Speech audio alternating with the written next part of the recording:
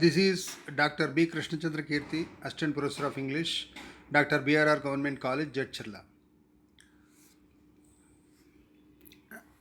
There are two types of CVs which are more important.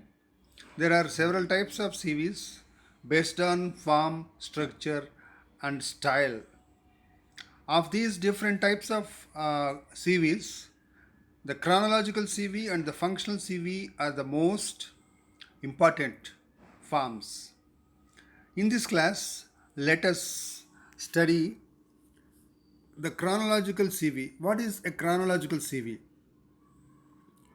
A chronological CV is the most common and popular format of writing. In this format of CV, the details of education, expertise, special skills, training, experience, accomplishments, and so on are arranged in a descending order. Descending order means the most recent qualification or the highest qualification or the experience comes first, and then we go back. The chronological CV is used to draw the attention of the employer to your academic and professional qualifications. So, in a chronological CV, the focus of the employer would be on the academic and professional qualifications of the prospective candidate. It is used to project the overall summary of your career rather than to highlight any specific aspect.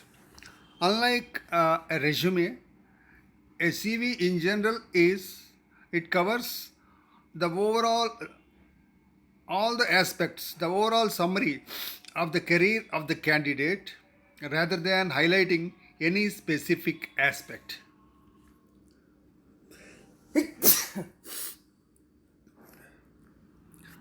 A chronological CV works best in case of a student or a fresh graduate. So, who is the chronological CV meant for? A chronological CV is meant for or works best in case of a student or a fresh graduate, not an experienced one. This CV also works well for those who have a steady career graph and have been in the same field of study or work over a period of time and are applying for a position in the same field. So, to put in a nutshell or to put in a brief to explain simply, this CV, the chronological CV, applies or suits those who have a steady career graph. Steady career graph means those who do not have any breaks or gaps in between, whose study is not intermittent. That means without any interruptions or without any breaks, without any failures, and who have been in the same field of study, who do not uh, jump to another field of a study or a work over a period of time and apply for a position in the same field, who do not want to take over or to shift or to switch to another to switch over to another field of job or work. The chronological CV is not suitable for those who have gaps in their career or if they have shifted from one field to another too often, since it calls the attention of the employer to the gaps. So, the chronological CV suits those who are students or fresh graduates, number one. Number two, who have a steady career graph, that means without any breaks or gaps, and who have been in the same field of study or work over a period of time and who apply for the for a position in the same field. And this is not suitable for those who have gaps or breaks in their career, in their study or career, or if they have shifted from one field to another, who frequently switch over or shift from one position to another position, from one company to another company. Why? Because it calls the attention of the employer to the gaps. The employer looks for the gaps or the breaks. His focus will be on the gaps. Why? Why are there gaps? Why are there breaks? What have you done during those breaks? And unless and until he is satisfied with the explanation, there will be negative impression or negative remark. Coming to the structure of a chronological CV. A chronological CV usually comprises 6 sections. The first section is personal information. In the personal information, what are given? Name, date of birth, postal address, contact number, email ID. Such things are given. For example, if we take a typical case, for example, Suresh, let us say, Suresh Maineni, flat number 10, Regal Court Apartments, Abbots, Hyderabad, 5 lakh 1. Mobile number 07592453996. Email suresh123@gmail.com. So this is personal information. Coming to the structure, once again, keep this section about the personal information. There are certain suggestions. Keep this section as short as possible. Do not give any information that is not essential.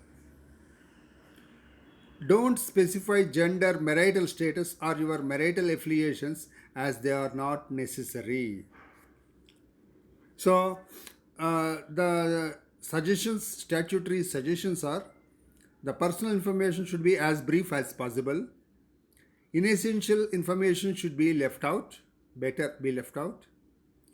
And gender information regarding gender, marital status, or marital affiliations should be omitted, better to be omitted as they are not necessary. And the second section is education. List the most recently acquired qualification first. Provide the years of study and the names of institutions where you have studied. Include the subject options you had taken in your course. Also furnish the grades, divisions obtained. So, the latest qualification acquired or the most recently acquired qualification should be mentioned first. That means descending order is to be followed, and we have to go back. The information that needs to be mentioned in this section is years of study, period of study, names of institutions where the candidate has studied, subject groups or subject options combinations during the courses. The grades and divisions obtained are also to be mentioned. Here, in the case of the sample we have taken, let us see education 2010 to 2012, Osmania University, MA English distinction. Project title, Teaching English as an Indian Language. 2007 to 2010, Nizam College, BA First Class, English, Economics, Political Science. And the third section of the chronological CV is experience or employment. You can put any subhead. List the most recent experience first. Provide the name of your employer, job title, and most importantly, what you actually did and achieved in the job, internship, and part-time work may be mentioned as well. So here also we have to follow the descending order.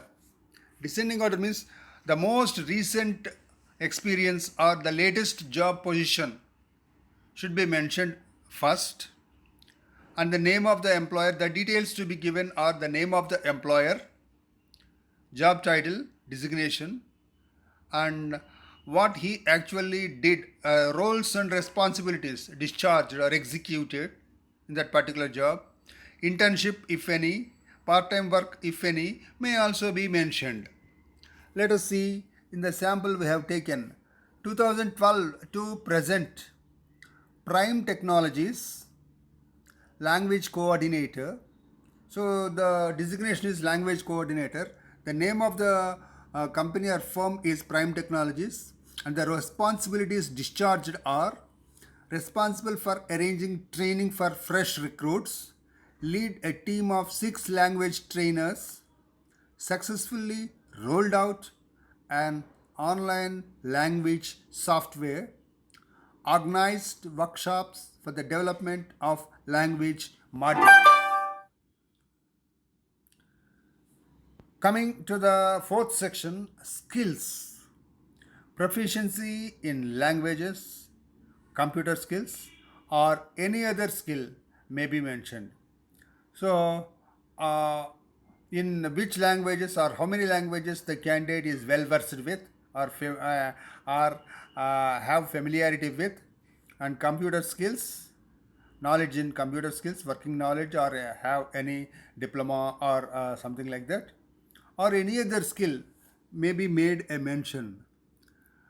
Here in the example we have taken writing and editing skills, compiled and edited the company newsletter, created and edited content for the company website, computer skills, Microsoft Office, Word, Excel, and PowerPoint, front page, PageMaker, CorelDRAW, fluent in Hindi, Telugu, English, currently learning to speak Chinese and Esperanto.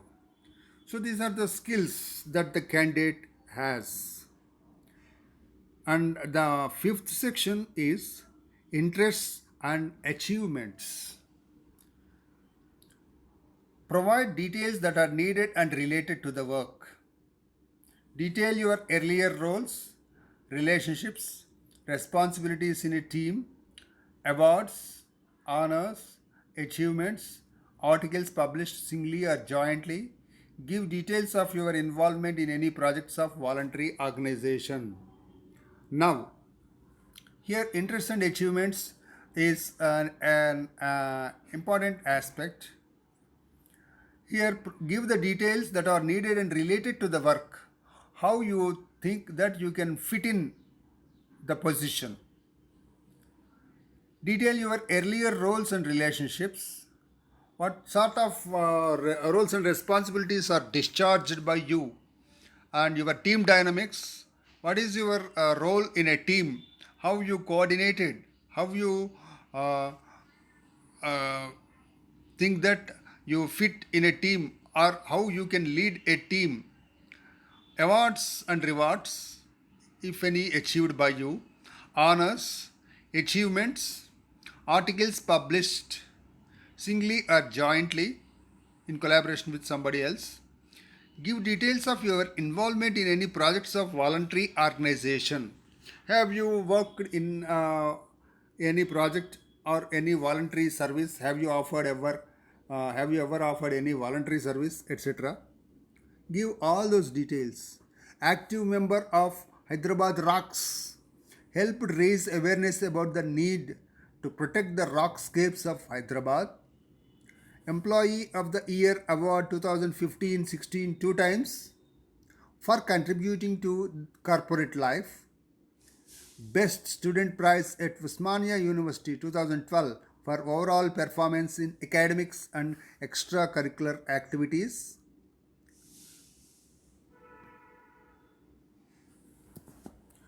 So these are the details given by the sample we have taken, Suresh.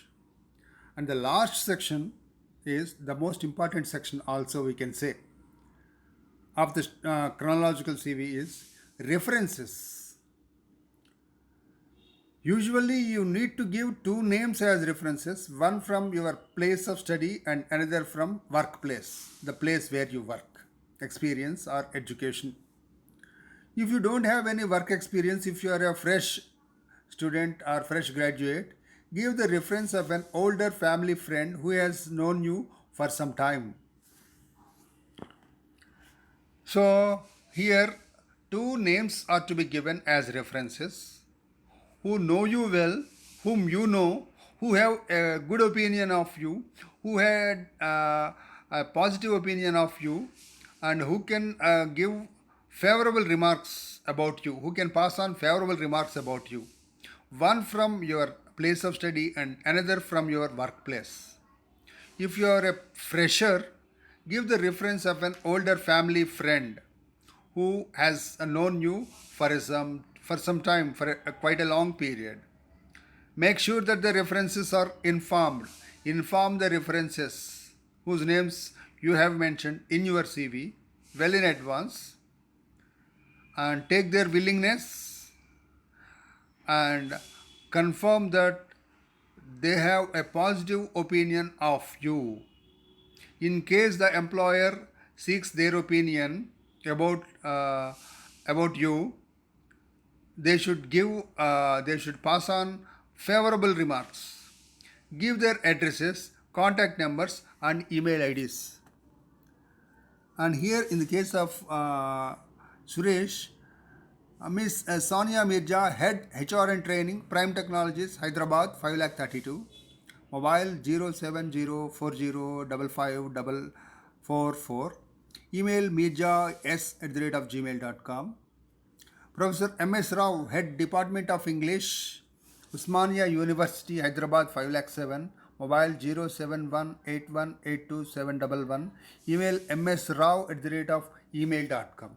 So like this, you have to give your references, two references.